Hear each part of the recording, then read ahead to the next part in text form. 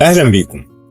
وجود أب نرجسي أو أم نرجسية في الأسرة بيخلي الأسرة دايما ليها ملامح معينة وشكل معين. هتلاقي إن كل شخص في الأسرة بيلعب دور معين، لدرجة إنك لو قارنت كل أسرة تعرفها بأسرة تانية هتلاقي نفس الأدوار ونفس طريقة الحياة. هتتفاجئ بوجود طفل مدلل بنسميه الطفل الذهبي، بيكون ليه دور معين واضح في الأسرة. هتلاقي طفل تاني بيكون كبش فدا. كمان ممكن تلاقي طفل بيتجسس على أفراد الأسرة لصالح الأب النرجسي أو الأم النرجسية. صدقني لو دورت في كل أسرة فيها شخص نرجسي اللي بنسميها أسرة بيحكمها ديناميكية نرجسية، سواء كان الأب هو الشخص النرجسي أو الأم، هتلاقي كل الأدوار اللي هنتكلم عنها في فيديو النهاردة والفيديو الجاي موجودة حرفيا. لذلك في فيديو النهاردة هنتكلم عن توزيع الأدوار في الأسرة النرجسية، دور كل شخص وكل فرد في الأسرة. قبل ما نبدأ لازم نوضح إن الأدوار ساعات بتتبدل على حسب الموقف، لكن غالبا دي بتكون شكل الحياة وشكل الدور اللي بيلعبه كل شخص عايش في أسرة بيحكمها شخص نرجسي. الشخص الأول اللي هنتكلم عنه هو الأب النرجسي أو الأم النرجسية. صفاته هي نفس الصفات والأعراض اللي بتكون موجودة في الشخصية النرجسية واللي اتكلمنا عنها كتير في حلقات فاتت.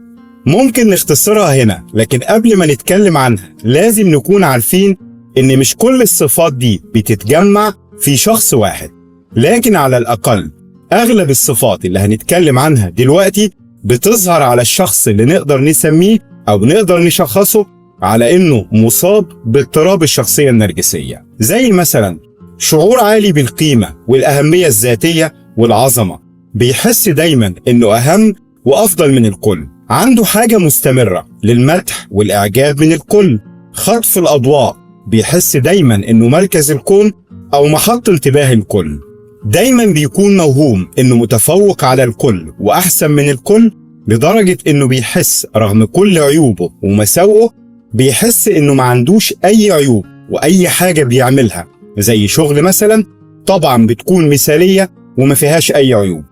بيحس إنه فريد متفرد مفيش زيه، نسخة مش هتتكرر. هتسمع دايما كلامه بيبدأ بكلمة أنا أنا أنا. طريقة تفكيره دايما أبيض واسود، ما عندوش حلول وسط ولا يقدر يوصل لحلول وسط. طريقة تعامله مع الناس دايما بيصنف الناس على إنه صديق أو عدو، مفيش حد في النص، دايما هيشوفك صديق بناء على رغباته وأهوائه، ولو ما كنتش صديق أكيد هتكون عدو. شعور عالي بالاستحقاق، بمعنى إنه دايما يستاهل اللي غيره ما يستاهلوش، وده جاي من إحساسه المبالغ فيه بالغرور والعظمة لدرجة الغطرسة.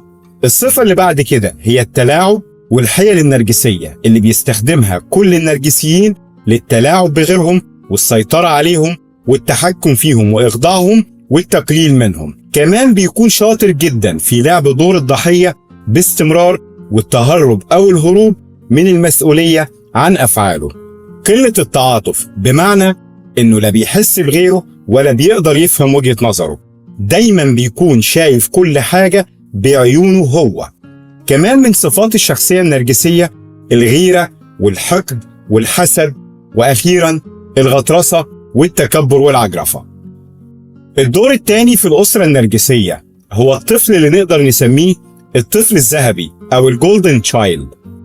في كل الأسر النرجسية هتلاقي طفل سواء كان ولد أو بنت بيتعامل من الأب النرجسي أو الأم النرجسية على إنه صورة أو مثال للكمال في نظر الوالد النرجسي. هتلاقيه دايما بيتم معاملته على إنه شخص مثالي متميز، رمز للمثالية والتفوق في كل شيء. دايما بيتم مقارنة كل أفراد الأسرة بيه، دايما بيتعامل على إنه نموذج لازم الكل يبقى زيه. الطفل ده بنسميه الطفل الذهبي أو الجولدن تشايلد. الطفل المدلل أو بالعامية المصرية نقدر نسميه اللي على الحجر. اختيار الأب النرجسي أو الأم النرجسية للطفل ده ما بيكونش ناتج عن حب اختياره ما بيكونش لأنه بيعتبر شخص محبوب في الأسرة أو محبوب من كل أفراد الأسرة. الاختيار بيكون لأن الطفل ده بيعكس تصور النرجسي عن نفسه وعن أوهامه وعن طريقته في التربية. الطفل الذهبي بيتم اختياره بناء على احتياجات ورغبات الوالد النرجسي، ملهاش أي علاقة بصفات الطفل نفسه. الأب النرجسي أو الأم النرجسية بيكون شايف الطفل ده رمز لنجاحه وتفوقه الشخصي. اختياره للطفل بيكون على أساس إنه شايفه مناسب جدا للصورة النرجسية، مناسب إنه يقدم صورة من العظمة والنجاح.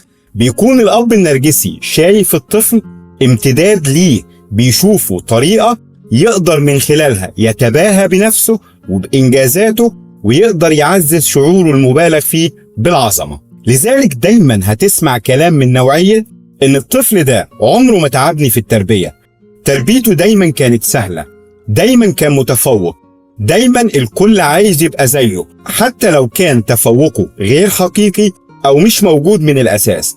لكنها بتكون طريقة النرجسي إنه يتباهى من خلال الطفل ده قد إيه هو كان أب ناجح أو أم ناجحة. النقطة التانية، صحيح الطفل الذهبي أو الجولدن تشايلد بيكون ليه نصيب الأسد من المدح والتعظيم والاهتمام والمكافآت المالية والهدايا، لكن في المقابل دوره في الأسرة بيحطه تحت ضغط كبير جدا، لأنه دايما بيتحط في مكانة عالية جدا، دايما بيتحط عليه توقعات عالية جدا.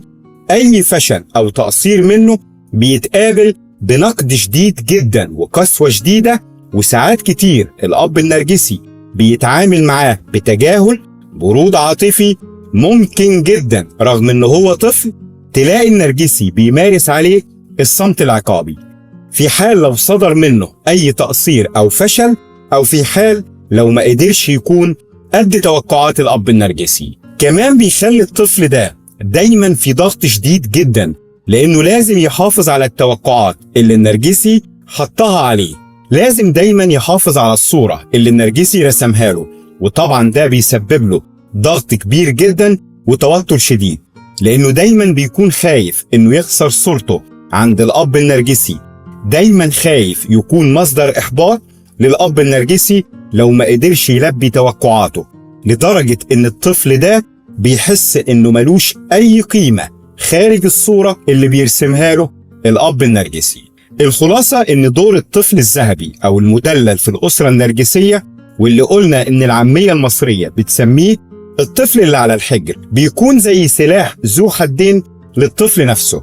صحيح هو الطفل المدلل واللي بيقدر يستفيد من وضعه المتميز في الأسرة، لكنه دايما بيكون تحت ضغط نفسي كبير إنه لازم يكون كل تصرفاته مرضية للأب النرجسي أو الأم النرجسية، لازم دايما كل تصرفاته تكون على مستوى توقعات الشخص النرجسي. الشخص الثالث هو الطفل الضايع، The Lost Child أو الغير مرئي. الطفل الضايع بيحس كأنه غير موجود في الأسرة تماما، كأنه غير مرئي، مش متشاف، محدش ملاحظ وجوده أو احتياجاته. من صفاته أو ملامح الطفل دايما الصمت والتواضع كوسيلة منه إنه يتجنب الصراعات اللي موجودة بشكل مستمر في الأسرة النرجسية. هو نفسه بيحاول إن وجوده ما يكونش بارز ولا قوي علشان يقدر يتجنب الصراعات والتقلبات المزاجية للأب النرجسي أو الأم النرجسية. الطريقة دي بتسمح للأب إنه يقدر يحافظ على شعوره بالتحكم والسيطرة على كل شيء. خضوع الطفل اللي سميناه بالطفل الضائع أو الغير مرئي، تواضعه الشديد، بيساعد النرجسي إنه يغذي شعوره بالسيطرة والتحكم ويشبع غروره النرجسي المريض. طبيعة الطفل ده اللي دايما بيحاول يكون وجوده غير ملحوظ في الأسرة بتساعد النرجسي يحس بالعظمة والسيطرة والتحكم، لأن الطفل ده ببساطة بيتخلى عن احتياجاته وطلباته، دايما بيلجأ إنه يهمل نفسه وينكر احتياجاته. بلغة أبسط بتلاقيه دايما بيحاول يرضى بالقليل. الطريقة دي بتقدر تخليه يتجنب الصراعات اللي موجودة في الأسرة النرجسية. كمان لازم نفهم إن الطفل الضايع ده بيحاول يعيش الحياة كأنه في الظل، ما بيكونش ناتج عن إحساسه بقيمة قليلة لكنها بتكون محاولة منه أو رد فعل منه بيحصل نتيجة إنه دايما بيتم تجاهله، وبيتعامل دايما بتجاهل وإهمال شديد جدا، دايما بيتقدر بشكل قليل في الأسرة النرجسية. النتيجة إن هو نفسه بيحاول يتكيف مع الوضع ده، بيحاول ينسحب، بيحاول فعلا يتصرف على إنه مش موجود، أو وجوده ملوش قيمة، أو وجوده زي عدمه. هتلاقيه دايما لا بيقول رأي، ولا بيشارك في الأحداث الكبيرة، ولا بيحاول يكون ليه أي تأثير في الأسرة، كأنه بيحاول يعيش وخلاص. الدور الرابع هو الشخص اللي بنسميه الممكن، أو بالعامية المصرية المطبلاتي. الشخص ده بيكون ليه دور كبير جدا في الأسرة النرجسية. الشخص ده بتلاقيه دايما يحاول يبرر للنرجسي كل تصرفاته، كل الأذى اللي بيحصل منه. هتلاقيه دايما بيدافع عن النرجسي في وجوده أو في غيابه. هتلاقيه بيدور على تبرير لكل تصرفاته، وبيساعد النرجسي إنه يتخلى عن المسؤولية أو يهرب من المسؤولية عن أفعاله. طبعا وجود الشخص ده بيخدم الأب النرجسي جدا، وبيساعده في فرض السيطرة والتحكم على الأسرة، وبيساعده كمان في تبرير الأذى والإساءة، وبكده يقدر يهرب من أي مسؤولية عن أفعاله. كمان هتلاقيه بيدافع عن النرجسي باستماتة، سواء في حضوره أو في غيابه. ممكن جدا تلاقيه هو اللي بينكر الأذى اللي حصل من النرجسي، يعني ببساطة هتلاقيه بيقوم بدور كبير جدا بدل الأب النرجسي نفسه. ممكن جدا تلاقيه بيعتذر للشخص اللي تعرض للأذى، أو بيحاول بالعامية المصرية يطيب خاطره بالنيابة عن الشخص النرجسي. كل تصرفاته بتكون جاية إنه عاش في أسرة مضطربة، أسرة كلها صراعات، فبقى الخوف والجبن مسيطرين عليه باستمرار. فبيعمل كده محاولة منه إنه يقلل الصراعات في الأسرة، لكنه ما بيكونش فاهم إنه بيخدم النرجسي في فرض سيطرته وجبروته، وبيساعده كمان إنه يتمادى في الأذى. أحيانا بيعمل كده وبتكون محاولة منه إنه يقدر ياخد مكاسب من الأسرة، زي مثلا هدايا مالية، تقدير على حساب شخص تاني في الأسرة. لكن لازم تكون عارف إن الأسرة النرجسية بيكون دايما الصراع بين أفرادها هو اللغة اللي بتحكمها، مش الدفء الأسري والترابط والتراحم اللي المفروض يكون موجود في أي أسرة. في الجزء الثاني إن شاء الله هنتكلم عن باقي الأدوار زي كبش الفدا وغيره، وهنقدر نفهم دور كل فرد في الأسرة النرجسية. في النهاية شارك تجربتك معانا، وما تنساش لو مش مشترك معانا في القناة منتظرينك بكل حب تشترك معانا.